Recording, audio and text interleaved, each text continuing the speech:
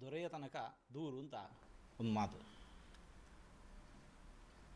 ಮಾನ್ಯ ಖರ್ಗೆಯವರು ಅವರ ಅಭಿಪ್ರಾಯವನ್ನು ಸರ್ಕಾರಕ್ಕೆ ತಿಳಿಸಿದ್ದಾರೆ. ಅವರ ಅಭಿಪ್ರಾಯವನ್ನು ತಿಳಿಸುವಂತಹ ಹಕ್ಕು ಅವರಿಗೆ ಖಂಡಿತವಾಗಿಯೂ ಇದೆ. ಮಾನ್ಯ ಮುಖ್ಯಮಂತ್ರಿಗಳವರು ಎಲ್ಲರ ಜೊತೆ ವಿಮರ್ಶಿಸಿ ತೀರ್ಮಾನ ತಗೊಳ್ತಾರೆ. ನಾವು ನೋಡಿರುವಂತೆ ರಾಷ್ಟ್ರೀಯ ಸೇವಾ ಸಂಘವು ಹೆಸರಲ್ಲೇ ಹೇಳಿರುವಂತೆ ರಾಷ್ಟ್ರದ ಸೇವೆಯನ್ನು ಅನೇಕ ಮಾಡ್ತಾ ಇದೆ. ಹಾಗಾಗಿ ಎಲ್ಲಿಯೇ ಆಗಲಿ, ಯಾವುದೇ ವ್ಯವಸ್ಥೆಯಲ್ಲಿ ಯಾವುದೇ ಮೂಲೆಯಿಂದ ಕೆಲವು ತಪ್ಪುಗಳಾಗುವುದು ಸಹಜ. ಅದು ಹೌದೋ ಅಲ್ಲೋ ಎಂಬುದನ್ನು ವಿಮರ್ಶಿಸಬೇಕು.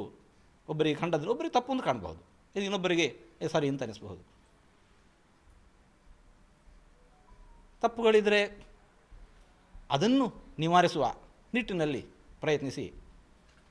ಅದರಿಂದ ಒಂದು ಸಂಸ್ಥೆಯಿಂದ ಆಗ್ತಾ ಇರುವಂತಹ 100 ವರ್ಷಗಳಿಂದ ದೇಶಕ್ಕಾಗಿರತಕ್ಕಂತಹ ಲಾಭ ಏನು ಅನ್ನೋದನ್ನು ಗಮನಿಸಬೇಕು. ಪ್ರಾಕೃತಿಕ ವಿಕೋಪ ಸಂದರ್ಭದಲ್ಲಿ ರಾಷ್ಟ್ರೀಯ ಸೇವಾ ಸಂಘವು ಮಾಡಿರುವ ದೇಶ ಸೇವೆಯನ್ನು ಯಾರು ಕೂಡ ಅಲ್ಲಗಳೆಯಲು ಸಾಧ್ಯ ಇಲ್ಲ. ಅದು ಆವತ್ತಿನಿಂದ ಹಿಡ್ಕೊಂಡು ನಿನ್ನ ಮೊನ್ನೆ ತನಕವೂ ಕೂಡ ಹಾಗೆ ಮುಂದುವರಿಯುತ್ತೆ. ಹಾಗಾಗಿ ಮಾನ್ಯ ಮುಖ್ಯಮಂತ್ರಿಗಳವರು ಎಲ್ಲರ ಜೊತೆಗೆ ಚರ್ಚಿಸಿ ಯೋಗ್ಯವಾಗಿರತಕ್ಕಂತಹ ತೀರ್ಮಾನ ತಗೊಳ್ತಾರೆ ಅನ್ನುವಂತಹದ್ದು ನಮ್ಮ ಆಶಯ. ಮಾನ್ಯ ಖರ್ಗೆಯವರು ಅವರ ಅಭಿಪ್ರಾಯವನ್ನು ಅವರು ಸರ್ಕಾರದ ಮುಂದಿಟ್ಟಿದ್ದಾರೆ. ಸರ್ಕಾರ ಎಲ್ಲರ ಜೊತೆಗೆ ಚರ್ಚಿಸಿ ಮುಖ್ಯಮಂತ್ರಿಗಳವರು ಯೋಗ್ಯ ತೀರ್ಮಾನ ತಗೊಳ್ತಾರೆ ಅಂತ ವಿಶ್ವಾಸ ನಮಗೆ. ಅದೇ ಯಾವುದೇ ವ್ಯವಸ್ಥೆ ಅಲ್ಲಿ ಒಂದು ವೇಳೆ ಲೋಪದೋಷಗಳು ಇದ್ದದ್ದಾದರೆ ಅದನ್ನು ಸರಿಪಡಿಸುವತ್ತ ಗಮನ ಹರಿಸಿ. ಯಾಕೆಂತಂದರೆ ಅದರಿಂದಾಗಿರತಕ್ಕಂತಹ ಲಾಭ, ಸಮಾಜಕ್ಕೆ ಆಗಿರತಕ್ಕಂತಹ ಸಹಾಯ ಅದು ಅಷ್ಟಿಷ್ಟಲ್ಲ.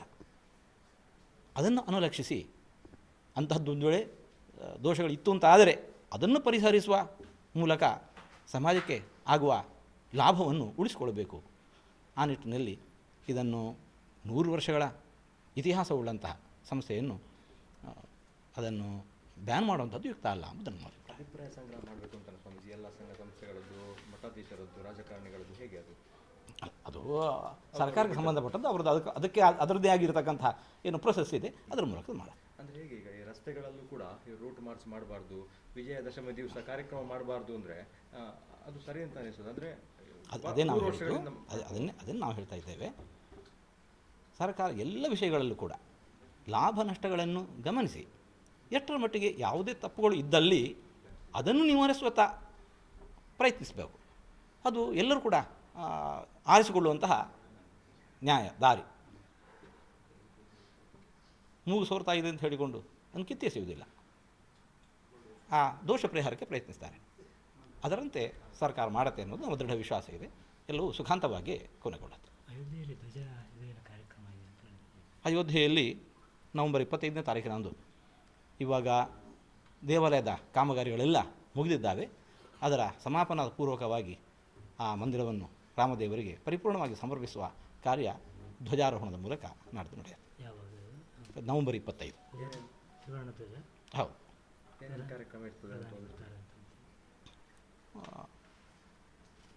ಮಾನ್ಯ ಪ್ರಧಾನಮಂತ್ರಿಗಳವರು ಬಂದು ಆ ಧ್ವಜಾರೋಹಣ ಮಾಡಿ ಲೋಕವನ್ನು ಉದ್ದೇಶಿಸಿ, ಸಮಾಜವನ್ನು ಉದ್ದೇಶಿಸಿ ಮಾತಾಡ್ತಾರೆ. ಧಾರ್ಮಿಕ ಕಾರ್ಯಕ್ರಮದ ಪೂರ್ವಭಾವಿಯಾಗಿಯೇ ಆಗಬೇಕಾಗಿರತಕ್ಕಂತಹ ಕಾರ್ಯಗಳು ಇರ್ತವೆ, ಪೂಜಾದಿಗಳಲ್ಲಿ ಇರ್ತವೆ. ಅದು ಮುಂಚಿತವಾಗಿ ಮುಗಿಸಿರ್ತಾರೆ. ಹೌದು ಹೌದು ಹೌದು. ಇಲ್ಲ ಬಾಕಿ ಅಲ್ಲ, ಇನ್ನು ಅದರ ಹೊರಗಿನ ದೇವಸ್ಥಾನ ಪೌಳಿಯಿಂದ ಹೊರಗಿನ ಕೆಲಸಗಳು ಅದು ನಡೀತಾ ಇರ್ತವೆ.